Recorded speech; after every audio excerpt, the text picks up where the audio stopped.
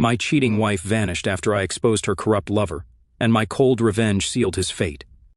The rhythmic sound of a knife against a cutting board filled the kitchen as John Morgan prepared dinner. Each slice was precise and measured. Golden afternoon light streamed through the bay windows, casting long shadows across the granite countertops. He had always found peace in cooking, but today something felt off. Mary should have been home 20 minutes ago from her yoga class. 15 years of marriage had taught him her routines by heart. Every Monday, Wednesday, and Friday she attended yoga at 4:30 in the afternoon and was home by 6. She had never been late without calling. John set down the knife and checked his phone again. There were no messages. The sound of a car door closing drew his attention. Through the kitchen window, he watched Mary step out of her white Mercedes, her designer yoga bag slung over her shoulder. Something about her movement seemed different, more deliberate, almost rehearsed. She paused at the front door longer than usual, as if gathering courage. When she finally entered, her heels clicked against the hardwood floor with an unfamiliar hesitation. John resumed chopping carrots, maintaining his routine, while his instincts screamed that something was wrong. "We need to talk," Mary said from the kitchen doorway, her voice carrying an edge he had never heard before. John set down his knife and turned to face his wife. She stood with perfect posture in her expensive yoga outfit, blonde hair pulled back in a neat ponytail, not a strand out of place. But her face, that carefully maintained mask of suburban perfection, showed cracks he had never seen before. "What's on your mind?" he asked, wiping his hands on a dish towel. His own voice remained steady despite the sudden tightness in his chest. Mary took a deep breath, her shoulders squaring as if preparing for battle. Her next words shattered 15 years of marriage like a sledgehammer through glass. "I don't love you anymore, and I want a divorce." The kitchen fell silent. Even the gentle hum of the refrigerator seemed to fade away. John studied his wife's face, noting the flush in her cheeks, the slight tremor in her hands, and the way her eyes could not quite meet his. Years of high-stakes business negotiations had taught him to read people's tells, and Mary was showing all the signs of someone who had more to say. "That's quite the announcement," he said, his voice carefully controlled. He leaned back against the counter, creating an illusion of casualness while his mind raced. "Any particular reason? Or did you just wake up this morning and decide our marriage was over?" Mary's blue eyes hardened, her chin lifting in defiance. "I've met someone else. His name is Victor." The name hung in the air between them like poison. John's fingers tightened on the dish towel, but his face remained impassive. "Victor," he repeated, the name bitter on his tongue. "And how long has Victor been in the picture?" 6 months, Mary replied, a note of challenge in her voice. "He makes me feel alive again, John. He understands me in ways you never have." 6 months, half a year of lies and betrayal, while John had been working 60-hour weeks to maintain their lifestyle. His mind raced through recent memories, Mary's sudden interest in yoga, her new wardrobe, the late-night texts she claimed were from her sister. All the pieces were falling into place like a twisted puzzle. "I see," he said, his voice dangerously quiet. "And what exactly are you proposing?" "I want an open marriage," Mary declared, pacing now, her movements agitated. "At least for now. Victor and I need time to explore our relationship, to see where this could go. I need to find my happiness, John." A harsh laugh escaped him before he could stop it. "Your happiness, of course. And what about my happiness, Mary? Did that factor into your plans at all?" "Don't make this harder than it needs to be," she snapped, color rising in her cheeks. "This could work for both of us. You could see other people too. We could both have our freedom while maintaining our lifestyle." The last word caught his attention. Lifestyle. There was the real reason for this charade of an open marriage. Mary did not want to lose her comfortable life. The house, the country club membership, all the trappings of success he had built through years of sacrifice. "Doesn't sound too bad, dear," he said, his lips curving into a smirk that did not reach his eyes. "Why don't you tell me more about Victor, since we're being so honest with each other?" Relief flooded Mary's face, quickly replaced by animation as she began to talk about her lover. "He's incredible, John. He's a real estate developer, so successful, and he has such vision. The way he talks about his projects, the passion he brings to everything." John let her words wash over him, cataloging every detail while maintaining his mask of mild interest. Inside, rage burned through his veins like acid. Every word she spoke about Victor was another betrayal, another knife in his back. But he kept smiling, kept nodding, all while his mind began to work. "He sounds fascinating," John interrupted smoothly. "I assume he's married?"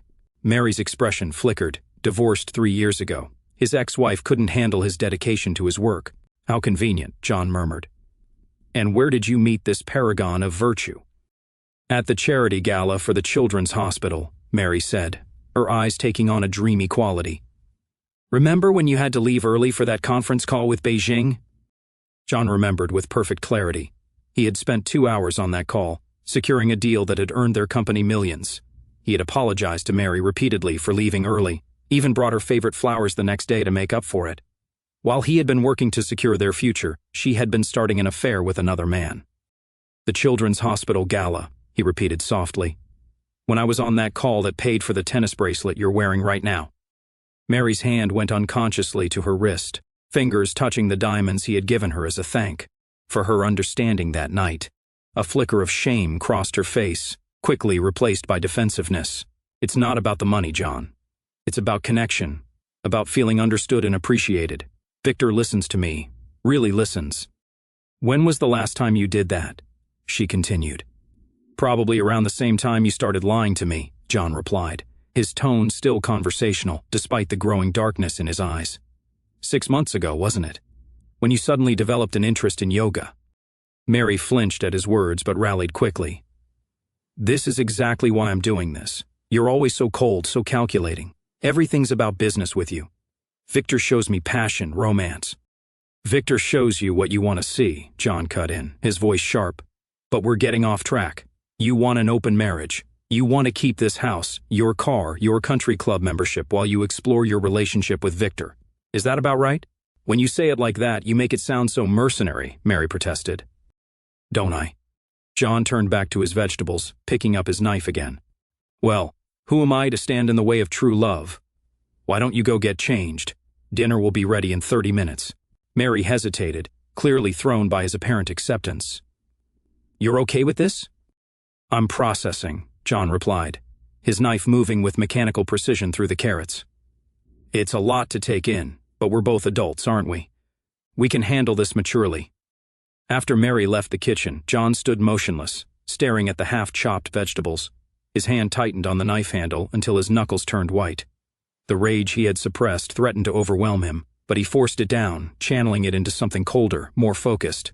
An image flashed through his mind, himself at 12 years old, watching his alcoholic father walk out on their family, leaving them with nothing. He had sworn then that he would never be weak, never be a victim. He had built himself up from nothing, fought his way out of poverty through sheer determination and cunning. He had not gotten where he was by showing weakness or accepting defeat. The knife in his hand suddenly felt very heavy. It would be so easy to follow Mary upstairs, to let the rage take over, but that would be weak, emotional, predictable. No, this required something else entirely, something cold, calculated, and absolutely devastating. Mary and Victor thought they could play him for a fool. They had no idea what they had awakened. John set the knife down carefully and pulled out his phone. He had calls to make, preparations to begin. By the time he was done, both Mary and Victor would learn the true cost of betrayal. Over the next week, John threw himself into gathering intelligence. His home office became a command center, with multiple monitors displaying various surveillance feeds and data streams. He had always been methodical in business. Now he applied that same precision to destroying his wife's affair. The technical preparations proved surprisingly simple. Mary had always been careless with her passwords, using the same ones across multiple accounts. Within days, John had access to everything: her email, social media, and banking records. The keystroke logger he installed on her laptop captured every message, every search, every deleted draft. But the real goldmine came from her phone. A few carefully installed apps gave him access to her location, messages, and call history.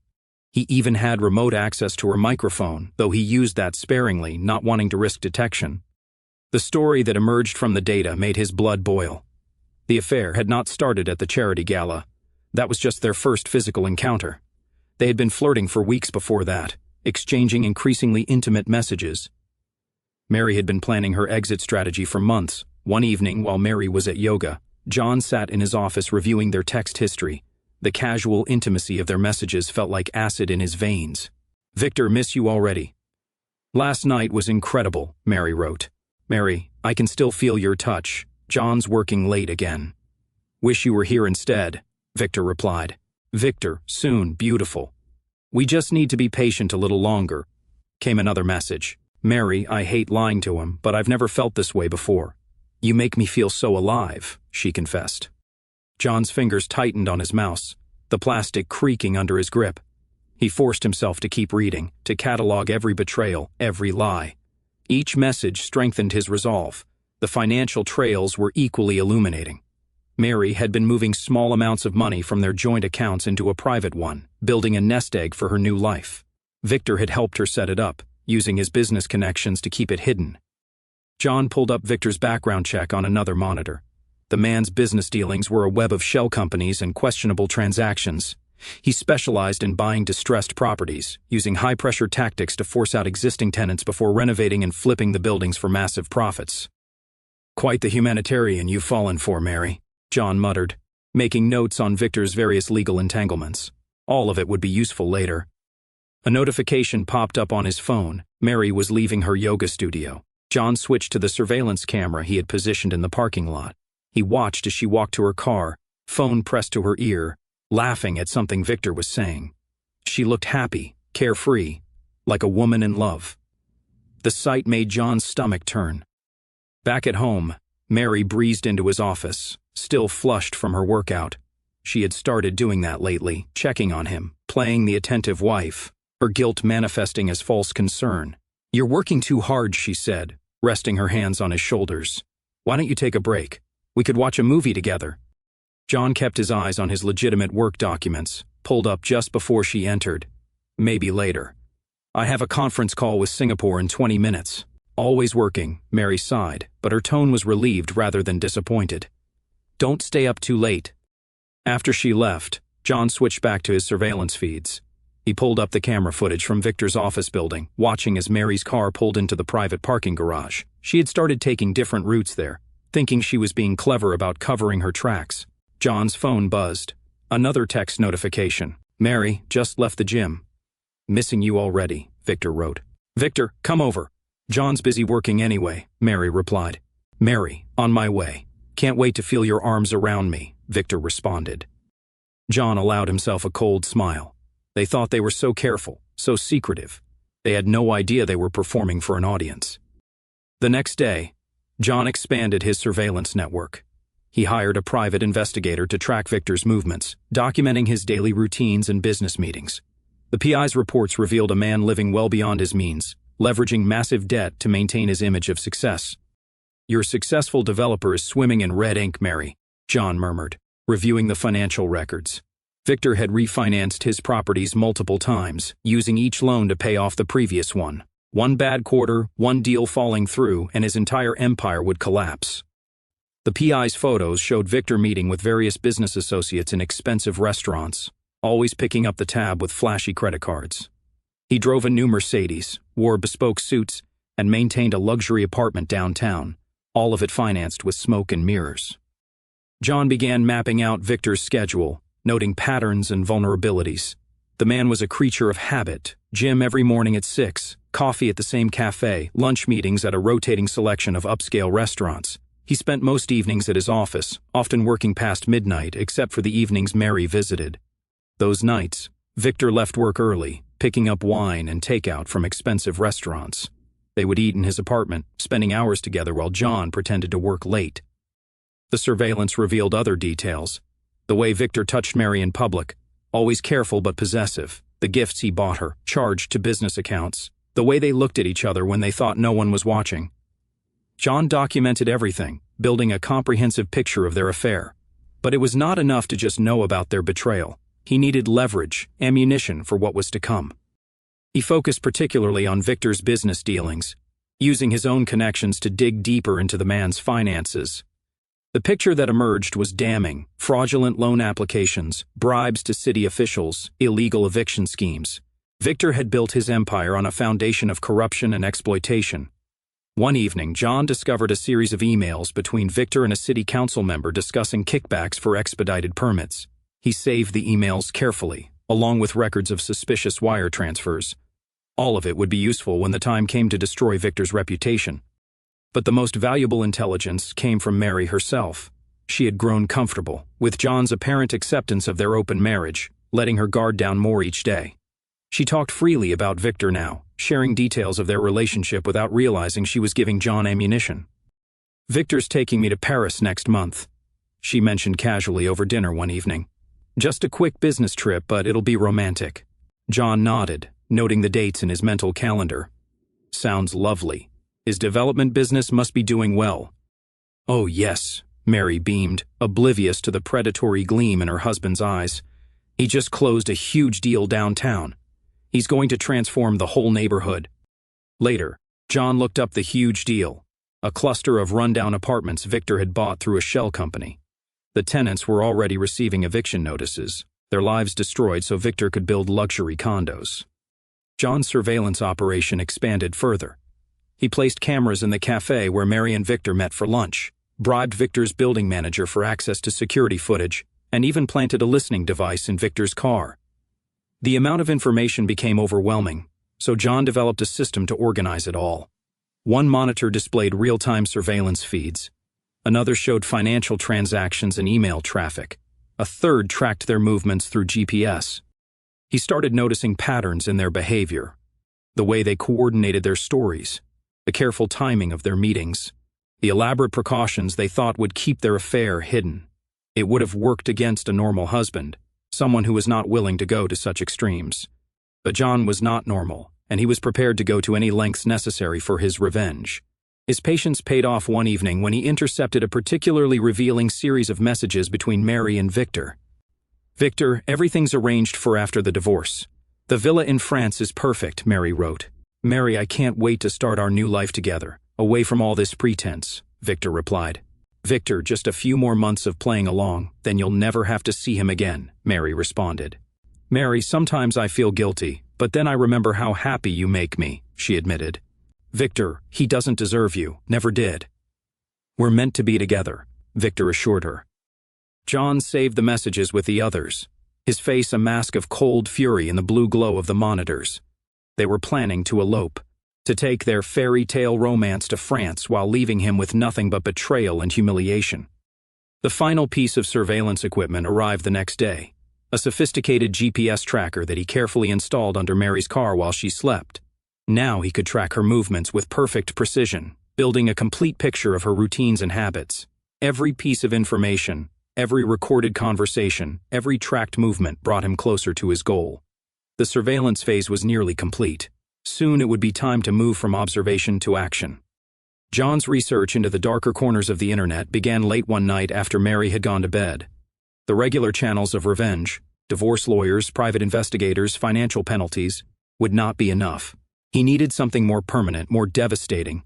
It took weeks of careful navigation through encrypted networks and anonymous forums before he made contact with Mr. Black. The man's reputation preceded him. He specialized in making problems disappear permanently and untraceably.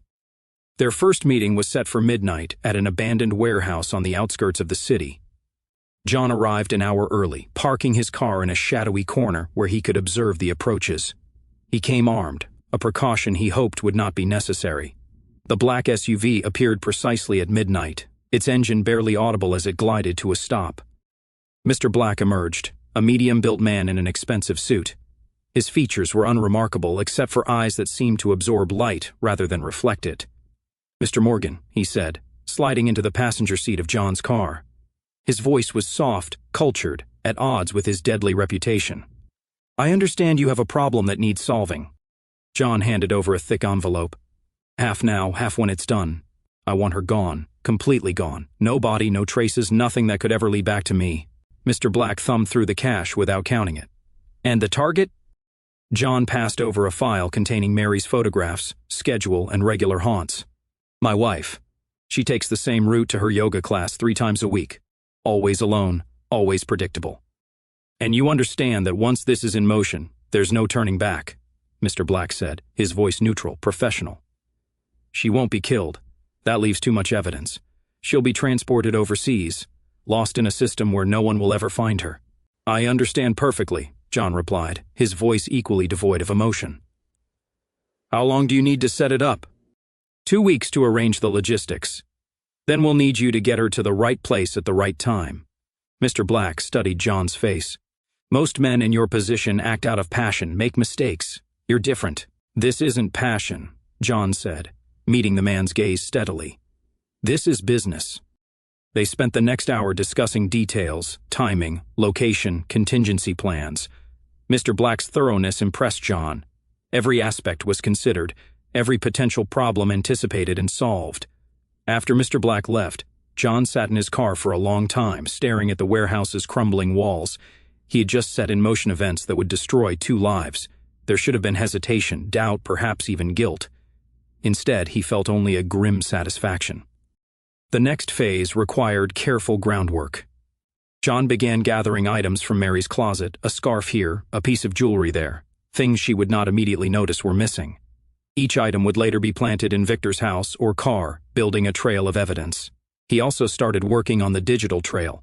Using his tech skills, he created a series of emails and text messages that, when discovered, would suggest an increasingly hostile relationship between Mary and Victor, arguments about money, about their future, about Victor's controlling behavior, all carefully backdated and stored for later use. At home, John played his role perfectly. He attended marriage counseling sessions with Mary, listening patiently as she talked about her needs and desires. He even went on a few dates with other women, making sure Mary knew about them, reinforcing her belief that he was accepting their new arrangement. "I'm glad you're being so understanding," Mary said one evening as they sat across from each other at dinner. "Victor was worried you might make things difficult." John took a sip of wine, suppressing the urge to throw the glass in her face. "Victor seems to worry a lot about me for someone who's sleeping with my wife." Mary flinched at his tone. "I thought we agreed not to be bitter about this." "Not bitter at all," John replied, his smile not reaching his eyes. "Just making an observation." "How is Victor, by the way? Still planning that new development downtown?" "Yes, actually. The city council just approved his permits." Mary brightened, always eager to talk about her lover's accomplishments. He's really making a name for himself in the development world. "We should all have dinner together sometime," John suggested, watching her reaction carefully. "Clear the air." Mary's fork paused halfway to her mouth. "You want to have dinner with Victor? Why not? We're all adults, aren't we? And if this arrangement is going to work, we should at least be civil." John observed the mix of relief and suspicion in her expression. "I'll talk to him about it," she said finally. "That's very mature of you, John." "I'm full of surprises," he replied, raising his wine glass in a mock toast. Later that night, John finalized the last details of his plan. The pieces were all in place, the surveillance, the evidence trail, the arrangements with Mr. Black. Now he just needed the right opportunity to put everything in motion. That opportunity came sooner than expected. Mary suggested a weekend away to work on their relationship. She presented it as her idea, unaware that John had carefully manipulated her into making the suggestion through weeks of subtle hints and discussions in therapy. "There's this lovely boutique hotel upstate," she said over breakfast. "Very private, very exclusive. I thought maybe we could spend a weekend there, really talk things through." John looked up from his newspaper, keeping his expression carefully neutral. "Just the 2 of us?" "Of course," Mary replied, reaching across the table to touch his hand. "I know things have been complicated, but I still care about you, John. I want us to find a way forward that works for everyone." John turned his hand over, squeezing her fingers gently while suppressing the urge to break them. "That sounds perfect. Why don't you make the arrangements? You always were better at planning these things." Mary beamed, already pulling out her phone to check dates. John watched her, marveling at how easily she switched between betraying him and playing the caring wife. It only strengthened his resolve. That night, he contacted Mr. Black to set the final phase in motion. The hotel Mary had chosen was perfect, isolated, with minimal security and plenty of blind spots in their camera coverage. Everything was falling into place. John lay in bed that night, listening to Mary's steady breathing beside him. He allowed himself to imagine the future. Soon she would be gone, vanished into the vast underground networks that swallowed people whole. Victor would be destroyed, his reputation in tatters, his freedom taken away, and John would be the grieving husband, the victim of a tragic love triangle gone wrong. He turned onto his side, away from Mary's sleeping form, and smiled in the darkness. The time for patience was almost over. Soon, very soon, they would both learn the price of betrayal. John adjusted his tie in the mirror, preparing for the dinner he had arranged with Victor. The restaurant he had chosen was expensive and public, the perfect setting for the next phase of his plan. His reflection showed a man in control, dressed in a perfectly tailored suit, with not a hint of the rage burning beneath the surface. "Are you sure about this?" Mary asked from the doorway, fidgeting with her diamond bracelet. "Dinner with Victor? It might be awkward." John turned to face his wife, offering a practiced smile. "We're all adults, aren't we? Besides, I should meet the man who's sleeping with my wife." "John, please don't be crude," Mary said, crossing her arms. "I thought you were okay with this arrangement." "I'm just stating facts," John replied, checking his watch. "We should go. Wouldn't want to keep Victor waiting." The drive to the restaurant was tense, filled with Mary's nervous chatter about proper topics of conversation. John let her words wash over him, focusing instead on the evening ahead. Everything had to be perfect. Victor was already waiting when they arrived, standing at the bar in an expensive suit that John knew he had charged to one of his shell companies. He was younger than John had expected, with a kind of practiced charm that worked well on lonely housewives. "John," Victor said, extending his hand, "it's good to finally meet you properly." John gripped Victor's hand firmly, noting the slight wince his pressure caused. "Victor's told me so much about you. All good things, I hope." Victor laughed, but there was uncertainty in his eyes. They were seated at a prime table, Victor pulling out Mary's chair with exaggerated gallantry. John watched the gesture with cold amusement, knowing the man's every move was calculated for effect. "So, Victor," John said as they studied their menus, "Mary tells me you're quite the successful developer." Victor smiled, clearly in his comfort zone. "I've been fortunate. My latest project downtown is going to transform the whole neighborhood." "Ah, yes, the Hamilton Street development," John nodded.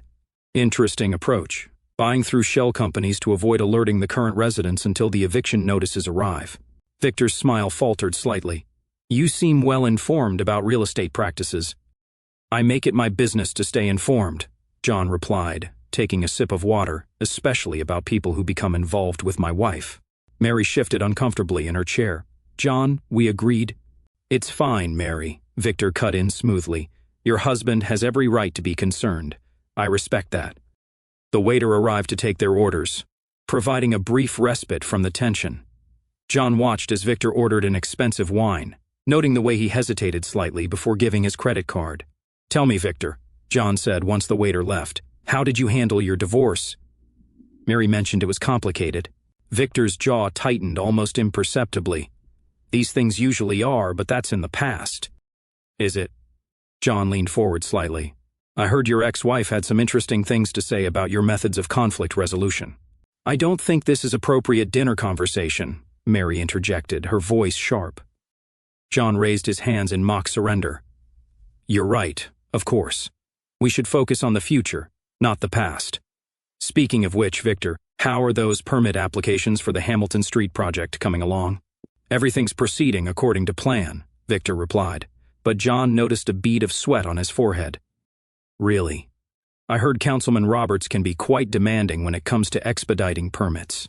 The right incentives must help, though." The color drained from Victor's face. Before he could respond, the wine arrived, and John watched with satisfaction as Victor's hand trembled slightly while signing the check. The rest of the dinner proceeded like a carefully choreographed dance, with John dropping subtle hints about everything he knew while maintaining a facade of polite interest. He watched Victor grow increasingly uncomfortable, while Mary became more and more agitated. "I have to say, Victor," John said as they finished their main course, "you've built quite an impressive operation. All those shell companies, the complex financial arrangements. It must take a lot of work to keep everything legitimate." Victor dabbed his mouth with his napkin, his composure cracking. "What exactly are you implying, John?" "Implying nothing at all, I'm just making conversation." John smiled, the expression never reaching his eyes. "Though I must admit, I'm curious about your relationship with certain members of the city council. They seem very accommodating to your projects." "John, stop it," Mary hissed, her face flushed with anger and embarrassment. "What's wrong, dear? I thought you wanted us all to be honest with each other." John turned back to Victor. "Speaking of honesty, have you told Mary about the true state of your finances? About the loans you've been juggling?" Victor's knuckles whitened around his wineglass. "I don't know what you think you know." "I know everything," John cut him off softly. Every shell company, every bribe, every fraudulent loan application. I know about the offshore accounts, the kickbacks. Even that interesting conversation you had with Councilman Roberts last week about expediting the permit process. The silence that followed was deafening. Mary looked between them, confusion and fear warring on her face. Victor sat frozen, his practiced charm evaporating under John's steady gaze. "Why are you doing this?" Mary demanded, her voice trembling. "Doing what?" John replied. "I thought we were having a friendly dinner, getting to know each other better. Isn't that what you wanted?" As they stood to leave, John placed a hand on Victor's shoulder, leaning in close. "A word of advice," he murmured, too quietly for Mary to hear. "Be careful with other men's wives. You never know what kind of husband you might be dealing with." Victor jerked away, his face pale. "Is that a threat?" "A threat?" John laughed softly. "No, Victor. Just a friendly warning between adults." In the car ride home, Mary exploded. "What the hell was that? You promised to be civil." "I thought I was very civil," John replied calmly, keeping his eyes on the road. "Just getting to know your lover better. Isn't that what you wanted?" "You were threatening him." "Was I? I was just making conversation. Though I notice you're more concerned about his comfort than the fact that he's been lying to you about his business dealings." Mary fell silent, staring out the window. John could see her mind working, processing everything she had heard. Perfect. Back home, Mary stormed upstairs without another word. John went to his office, pulling up the surveillance feeds. As expected, Mary was already on the phone with Victor. "He knows something," Victor was saying, his voice tense. "How the hell does he know about Roberts?" "I don't know," Mary replied, pacing their bedroom. "He's been acting strange lately, but this—" "What are we going to do?" "Nothing," Victor said firmly. "He's just trying to intimidate us. He can't prove anything." John smiled in the darkness of his office. Let them think this was just intimidation. Let them believe they still had the upper hand. Soon enough, they would learn just how wrong they were. He opened his laptop and began typing an anonymous email to the city's ethics board, attaching carefully selected documents about Victor's dealings with Councilman Roberts, just enough to start an investigation, but not enough to trigger immediate action. The pressure needed to build slowly, phase by phase. With the trap set, Victor was rattled, Mary was questioning her choices, and the seeds of doubt had been planted. Now, it was time to move on to phase 2. The following week, John arranged another meeting with Mr. Black, this time in an underground parking garage downtown. The echo of his footsteps bounced off concrete walls as he approached the black SUV. "Your performance at dinner was impressive," Mr. Black said as John slid into the passenger seat. "Victor's been making some very interesting phone calls since then." "You've been monitoring him?" John asked, though he already knew the answer. "Of course. He's called his lawyer 6 times in the past 3 days, made several large withdrawals from various accounts. He's scared." Mr. Black handed over a USB drive. "Here's everything we've recorded. You might find some of the conversations with your wife particularly interesting." Back in his office, John plugged in the drive and started listening to the recordings. Victor's voice came through clearly, panic evident in his tone. "We need to move faster," Victor was saying. "John knows too much. He's dangerous." "You're overreacting," Mary replied, but uncertainty tinged her voice. "He's just trying to scare us." "John's never been violent," Mary added. "This isn't about violence," Victor snapped. "He knows my business dealings, Mary. Things he couldn't possibly know unless he's been investigating me. Do you have any idea what that could do to me?" "What are you saying?" "I'm saying we need to get out now. Forget waiting for the divorce. I can have the villa ready in a week. We'll go to France, start fresh, leave everything behind." "Just like that? Would you rather stay and watch your husband destroy everything I've built?" John smiled as he listened to their panic. Everything was proceeding exactly as planned. He picked up his phone and dialed Victor's private number. "John," Victor answered on the first ring, trying and failing to sound confident. "What do you want?" "Just checking in after our lovely dinner," John replied smoothly. "I hope we might continue our discussion about your business practices. Perhaps over lunch." "Listen," Victor's voice hardened. "If you think you can blackmail me—" "Blackmail? I'm wounded, Victor. Can't 2 men who share the same woman have a civilized conversation?" "This isn't a game, John." "No, it's not. Games are fun. This is business." John's voice dropped to a whisper. "And you're playing with money you don't have, aren't you, Victor? Those loans are coming due soon. Be a shame if your creditors started asking questions about your collateral. You son of a... Lunch tomorrow, 1 o'clock. The Capitol Grill. Don't keep me waiting. John hung up before Victor could respond. Mary was waiting for him in the kitchen when he came downstairs, her face tight with anger. What are you doing, John? Having lunch with a friend tomorrow? Why? Stop playing games. Victor told me about your phone call, about your threats. John opened the refrigerator, taking out a bottle of water. Did he also tell you about the millions he's borrowed against properties he doesn't own? About the bribes, the fraud? Stop it. Mary slammed her hand on the counter. Just stop it. Why are you doing this? John turned to face her, his expression cold. Because actions have consequences, Mary. You and Victor thought you could play me for a fool. Thought you could take what's mine and walk away laughing. Well, surprise. I'm not as stupid as you thought. We never thought... Never thought what? That I'd find out about the money you've been moving to your private account? About your plans to elope to France? About all the nights you spent in his bed while I was working to pay for everything you have? Mary's face went pale. How did you... How did I know? I know everything, Mary. Every lie, every betrayal, every little plan you two made. He stepped closer, his voice dropping to a dangerous whisper. And now you get to watch while I take it all apart, piece by piece. You're insane, Mary whispered, backing away. No, I'm methodical. There's a difference. John smiled, the expression never reaching his eyes. Now, if you'll excuse me, I have some work to do before my lunch meeting tomorrow. The next day, John arrived at the Capitol Grill early, selecting a table where they could speak privately. Victor arrived 10 minutes late, sweat visible on his forehead despite the cool autumn air. Sit down, Victor, John said pleasantly. You look nervous. What do you want? Victor demanded, dropping into his chair. Money? Is that it? John laughed softly. Money, please. I'll make more in a month than you earn in a year. Legitimately, I might add. No. What I want is much simpler. Then what? I want you to understand something. John leaned forward, his voice dropping.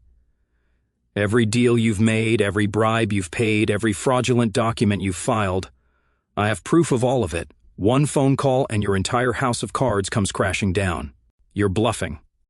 Am I? John pulled out his phone, showing Victor a series of documents.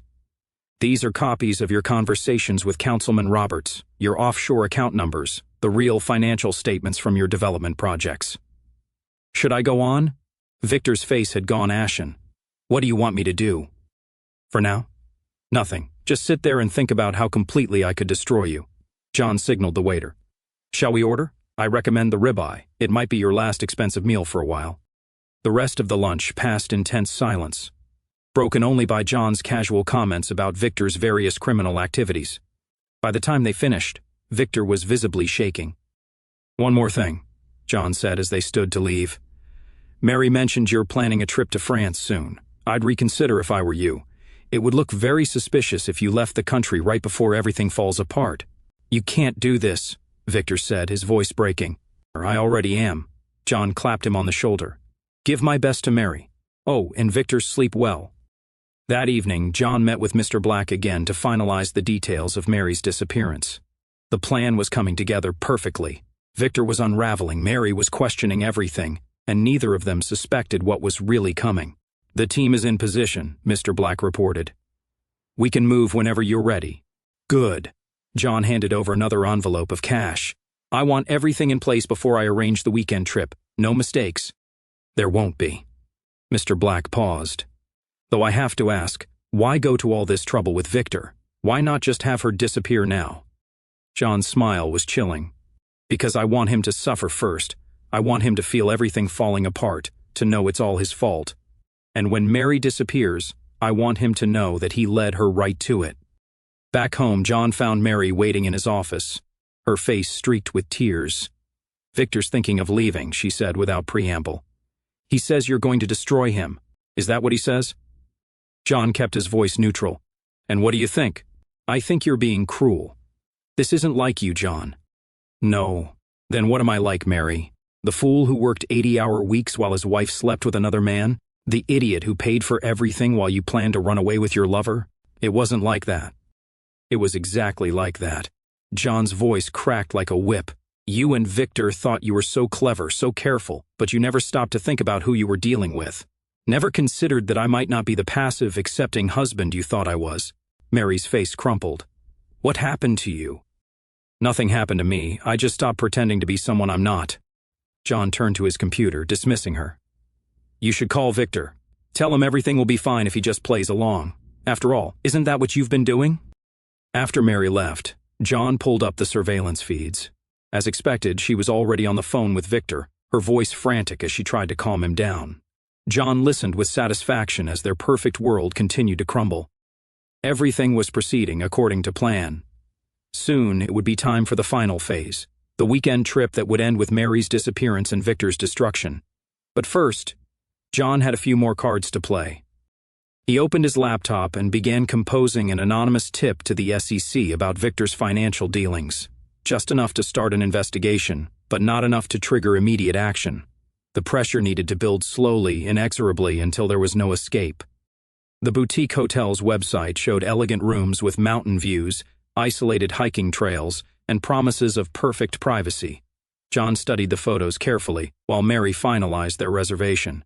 Each click of her mouse brought them closer to the end. "I got us the luxury suite," Mary announced, trying to sound cheerful. "It has a private balcony overlooking the lake." "Sounds perfect," John replied, noting how her hands trembled slightly as she closed her laptop. "Just what we need to reconnect, right?" Mary hesitated, then continued, "About Victor." "Let's not discuss him right now," John interrupted smoothly. "This weekend is about us, remember?" The fear and relief that flickered across Mary's face told him everything. She thought this weekend was her chance to fix things, to convince John to stop his campaign against Victor. She had no idea she was walking into a trap of her own making. Later that evening, John met Mr. Black in a deserted parking structure to finalize the details. The man's quiet efficiency continued to impress him. "Everything's in place," Mr. Black reported, handing over a detailed timeline. "My team will intercept her during her morning jog. The trails are isolated. No witnesses. By the time anyone notices she's missing, she'll be halfway across the ocean." "And the evidence pointing to Victor?" John asked. "All prepared. Hotel security footage will show them arguing the night before. Her phone will ping near his house after she disappears. Police will find her jewelry in his car." Mr. Black's lips curved in a rare smile. "He's already unstable from your pressure. When she vanishes, he'll crack." John nodded, reviewing the timeline. "What about the police investigation?" "Anonymous tips will start coming in immediately.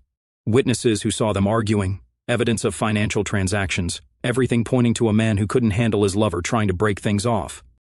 The next morning, John found Mary in their walk-in closet, packing for the weekend. He leaned against the doorframe, watching as she carefully selected outfits she would never wear. "Don't forget your running shoes," he suggested. "I hear the trails are beautiful in the morning."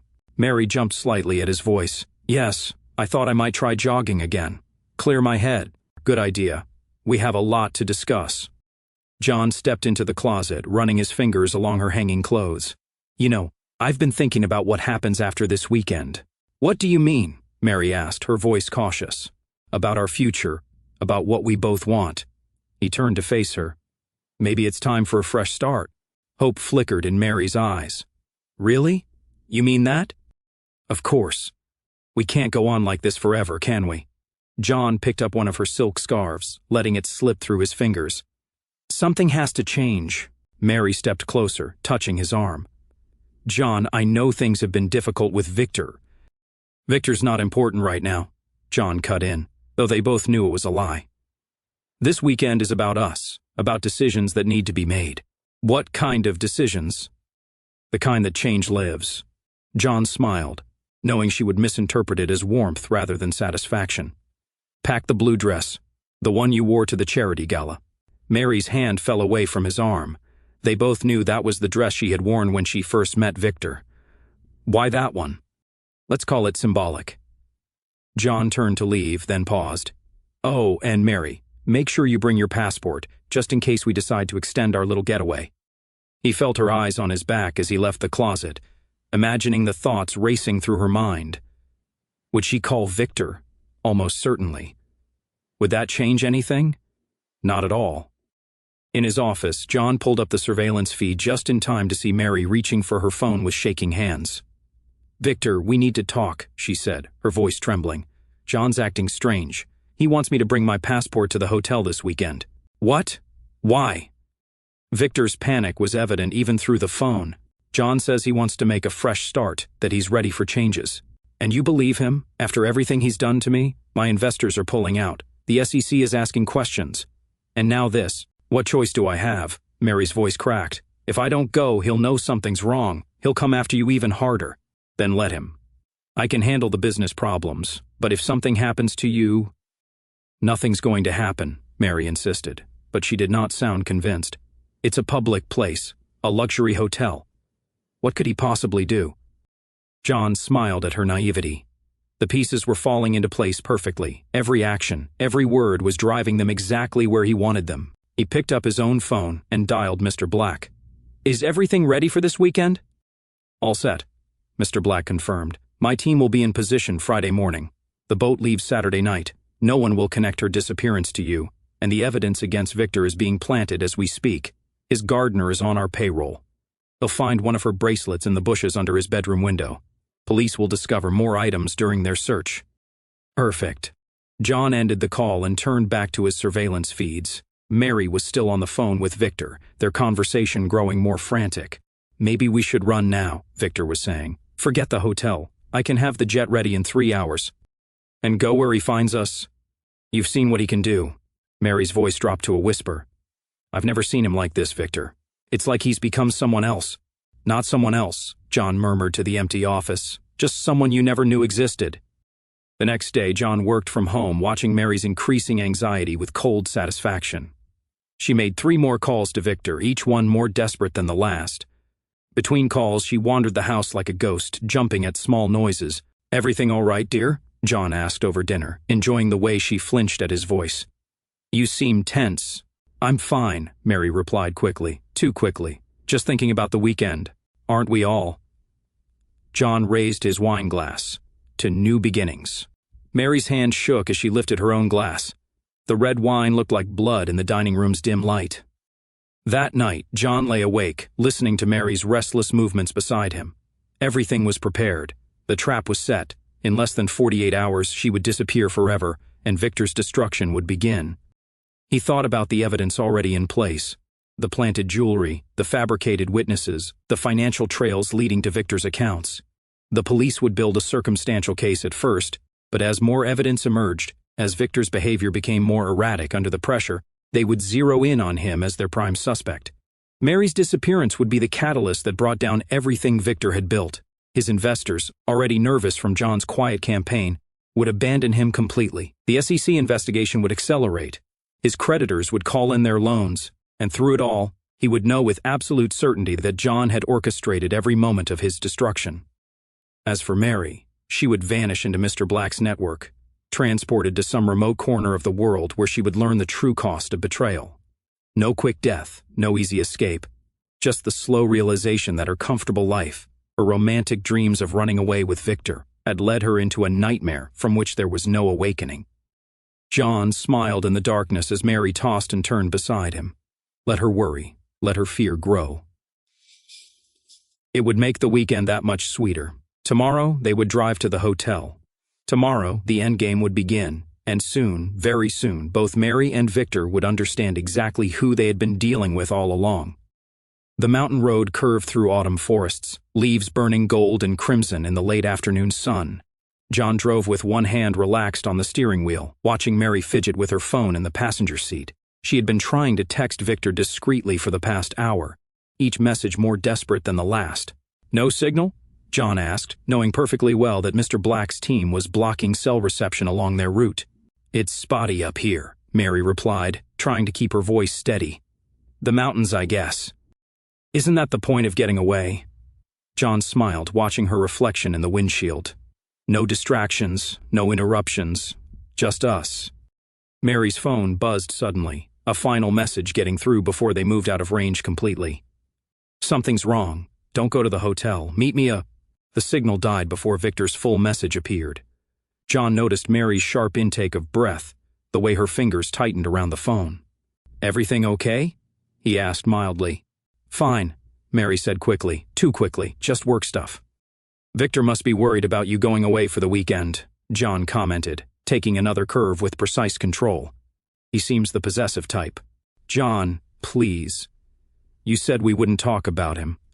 You're right, I apologize. John reached over and patted her hand, feeling her slight flinch at his touch. This weekend is about us, about new beginnings.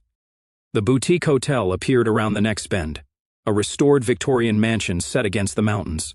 As John pulled up to the entrance, he noticed Mary scanning the parking lot, probably looking for Victor's car. She would not find it.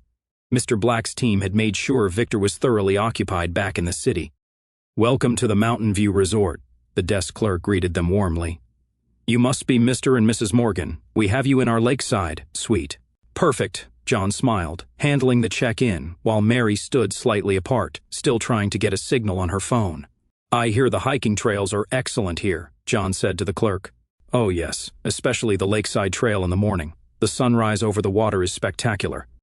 John accepted the room keys, noting Mary's tension as they rode the elevator to their suite.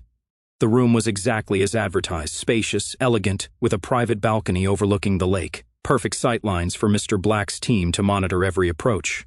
It's beautiful, Mary said, trying to sound enthusiastic as she set her bag down. The view is amazing. Why don't you get settled in? John suggested. I'll order us some champagne. We should celebrate our fresh start. As soon as he left the room, John pulled out his secure phone and texted Mr. Black, everything in position. The reply came instantly, all set.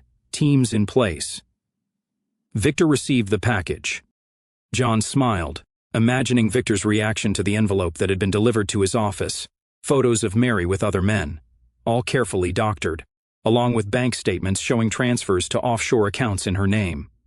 By now, Victor would be frantic, his calls to Mary going straight to voicemail, his text messages undelivered.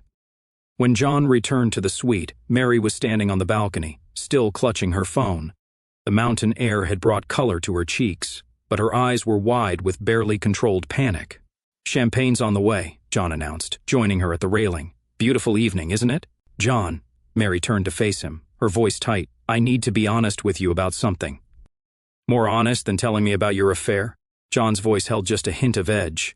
More honest than planning to run away to France with Victor? Mary stepped back, color draining from her face. How did you know about France? About the villa? About the money you've been moving offshore? John's smile was cold. I know everything, Mary. Every plan, every lie, every betrayal. You're scaring me, she whispered. Am I? Good. You should be scared, not of me necessarily, but of the consequences of your actions. John turned to face the lake, his voice conversational. Did you really think I wouldn't find out? That I would just accept your little arrangement and watch you walk away with half of everything I've built? That's not what I... Don't lie to me. The words cracked like a whip, making her jump. Not now. Not after everything. Did you know Victor's business is collapsing? That he's being investigated for fraud? That every penny he promised you was borrowed against properties he doesn't own? Mary gripped the balcony railing, her knuckles white.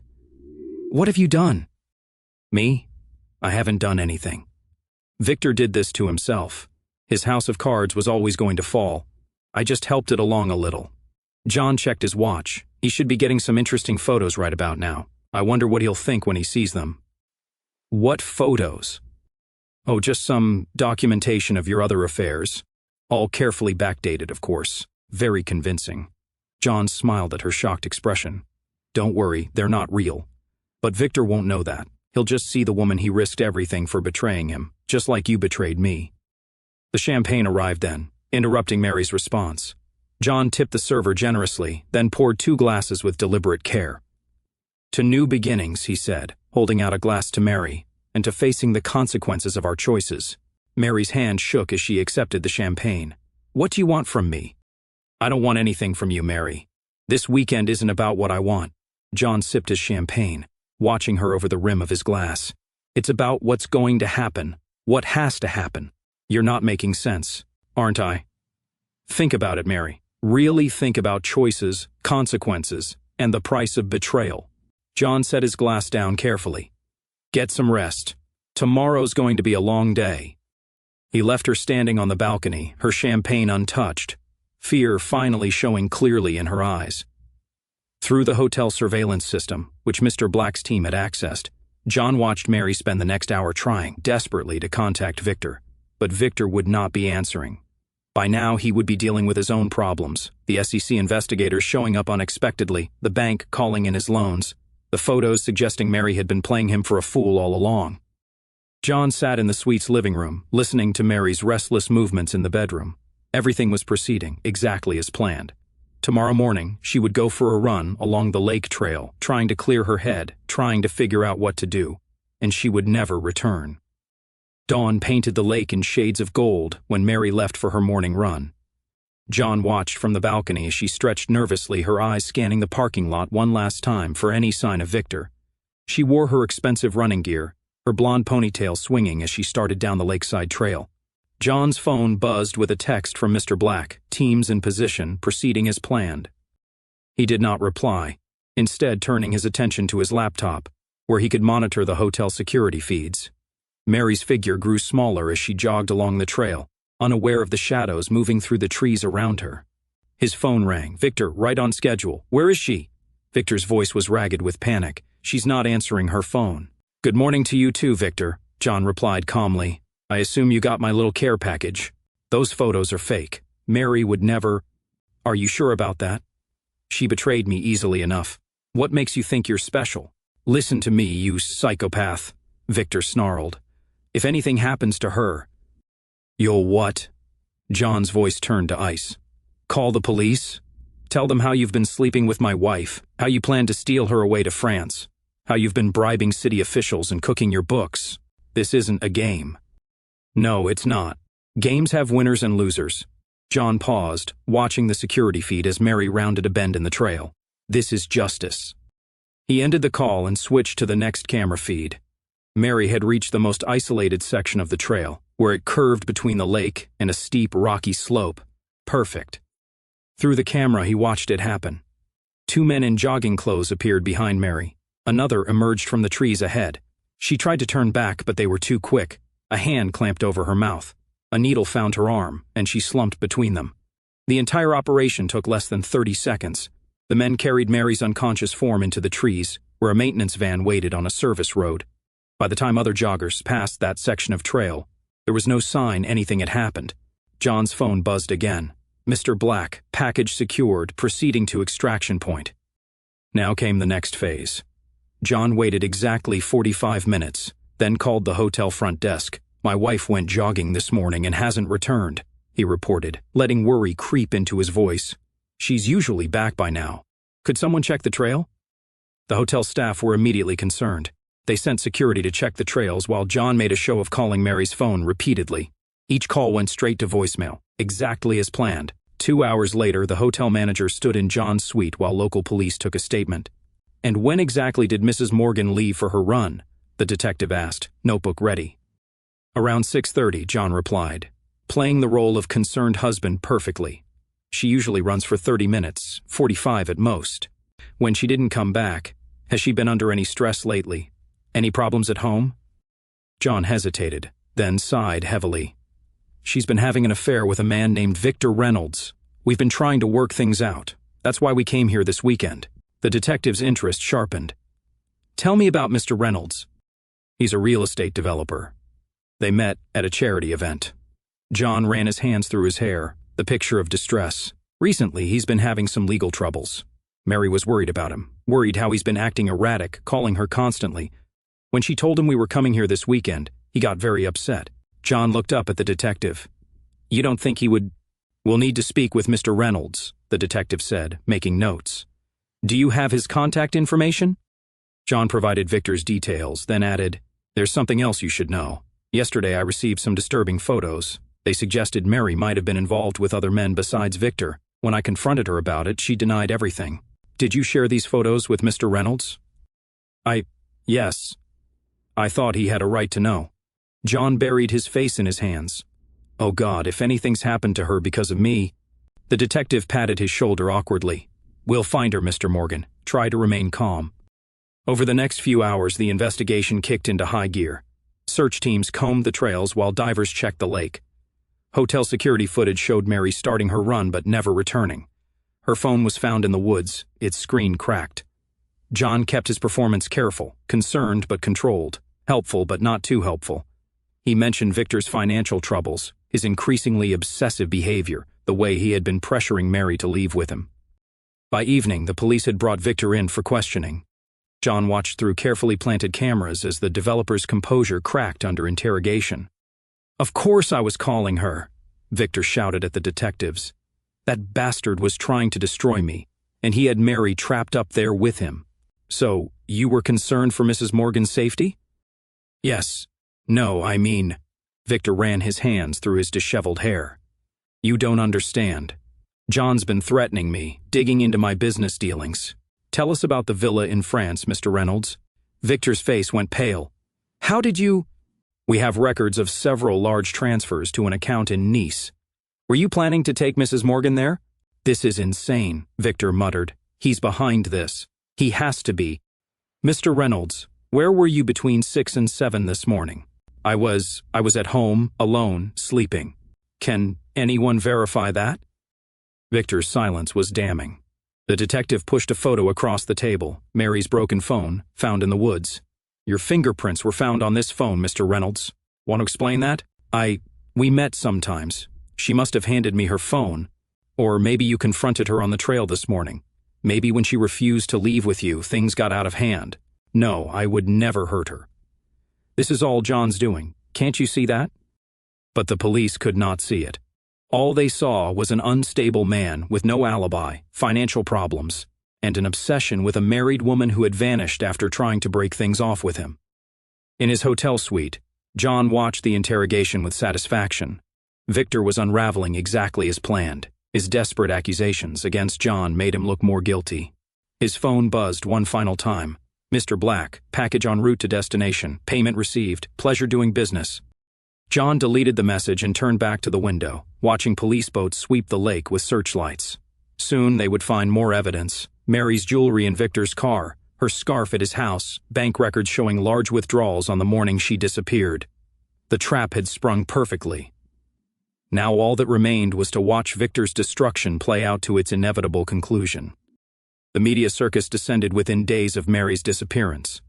News vans clogged the hotel parking lot, reporters fighting for the best camera angles of the lake where police divers continued their futile search.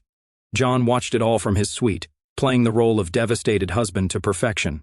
"Mr. Morgan," a reporter caught him as he left the hotel.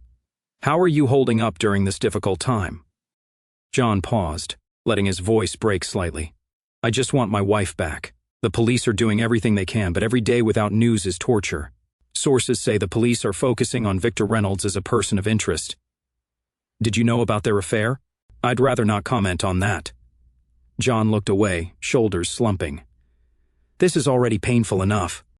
The performance worked perfectly. The evening news painted him as the sympathetic husband, betrayed yet still concerned, while Victor was portrayed as the unstable lover whose obsession had turned deadly. In the police interrogation room, Victor's desperation grew with each passing day. John watched through his surveillance feeds as the developer's expensive lawyer tried to control the damage. "My client had nothing to do with Mrs. Morgan's disappearance," the lawyer insisted to the detectives. "Then explain the blood traces in his car," the lead detective countered, sliding photos across the table. "Explain Mrs. Morgan's jewelry found in his house, hidden behind a heating vent. This is a setup." Victor slammed his hands on the table. "John's behind all of this. He's framing me." "Mr. Reynolds," the detective's voice was tired, "we've investigated Mr. Morgan thoroughly. He was at the hotel when his wife disappeared. Multiple witnesses confirm he was in the restaurant having breakfast. Meanwhile, you have no alibi for that morning. Check his phone records, check his bank accounts. We have. Everything checks out. You, on the other hand..." The detective pulled out more documents. Large cash withdrawals the day before Mrs. Morgan disappeared. Phone records showing dozens of calls to her in the hours before. And now these emails we've recovered. Victor's face went pale as he read the emails. Carefully crafted exchanges that showed him growing increasingly unstable, threatening Mary when she tried to break things off.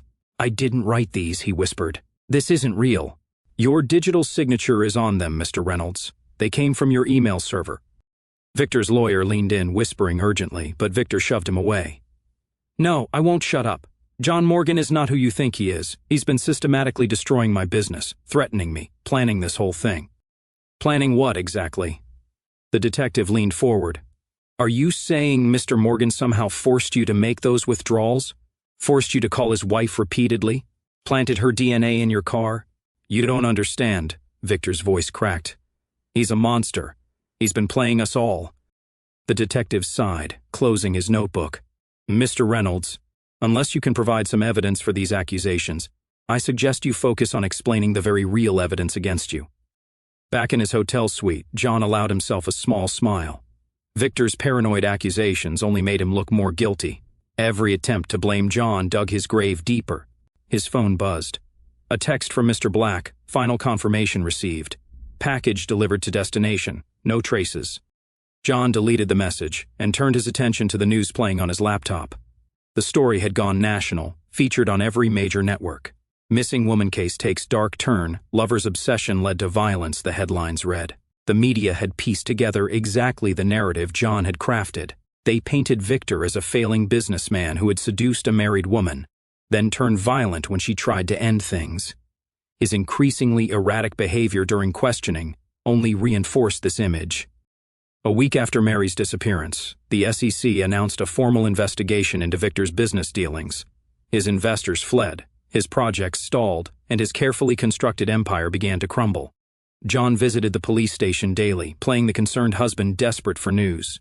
He watched Victor being led to interrogation, noting how the once polished developer had deteriorated, unshaven, hollow-eyed, his expensive suit wrinkled from hours of questioning. Mr. Morgan, Detective Harris caught him in the hallway. Do you have a moment? In the detective's office, John perched on the edge of a chair, the picture of anxiety. Have you found something? We've completed the forensic analysis of Mr. Reynolds' car. The blood traces match your wife's DNA. Harris paused, watching John's reaction. There wasn't much, but combined with the other evidence, John buried his face in his hands, shoulders shaking. Oh God, then she's really... We don't know that for certain, Harris said quickly. But I have to ask, did your wife mention any places she and Mr. Reynolds might have discussed? Anywhere they planned to meet? No, wait. John looked up, face haunted. The night before she disappeared, I overheard her on the phone. Something about France, a villa, I think. Harris made notes quickly. This matches some financial records we found. Mr. Reynolds had been making payments on a property in Nice. Nice. John let his voice crack. They were planning to go there together. It seems so. Mr. Reynolds had booked a private flight for the day after your wife disappeared. 2 passengers. John stood abruptly, pacing the small office. I need some air. In the parking lot, he allowed himself a moment of pure satisfaction. The police were following every trail he had laid, connecting every dot exactly as planned. Soon, they would have enough to arrest Victor. That evening, John received another visit from Detective Harris, this time at the hotel. We're charging him, Harris announced without preamble. The DA thinks we have enough. You're sure it's him? John asked, voice carefully uncertain. The evidence is overwhelming. His finances were collapsing. Your wife was trying to end things. Harris hesitated. There's something else. We found drafts of letters on his computer, elaborate fantasies about making her disappear, starting a new life together in France. The man was delusional. John sank into a chair. Will you find her? We'll keep looking. Harris left the sentence unfinished. They both knew what it meant. The arrest made national headlines. Cameras captured Victor being led from his house in handcuffs, screaming about conspiracies and setups. His accusations against John were dismissed as the desperate ravings of a guilty man. 3 months later, John sat in his new apartment in another city, watching Victor's trial on television. The prosecution's case was airtight, DNA evidence, financial records, witness statements, all pointing to a possessive lover who could not handle rejection.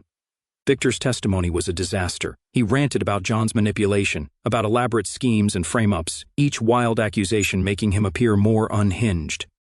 The jury took less than 6 hours to find him guilty. As Victor was led from the courtroom, his eyes found the camera. He did this, he shouted. John Morgan destroyed everything. He's the one you should be investigating. The news anchor's voice cut in smoothly. A sad end to a tragic case. Victor Reynolds, once a successful real estate developer, now faces life in prison for the murder of Mary Morgan, whose body has never been found. John muted the television and moved to his home office, where multiple monitors still displayed his surveillance feeds. He pulled up a secure browser and checked an anonymous email account.